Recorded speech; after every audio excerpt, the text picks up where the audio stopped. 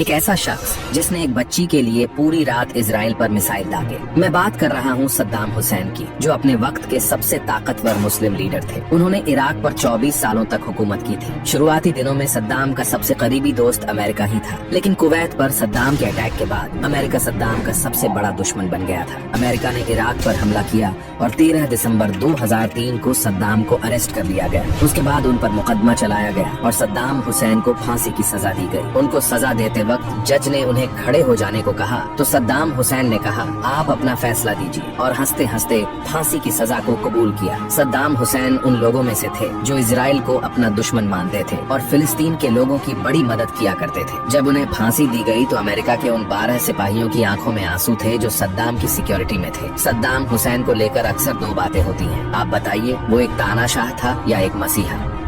چاند پر جانے والے شخص نے دیکھا اللہ کا کرشمہ۔ یہ بات ہے 19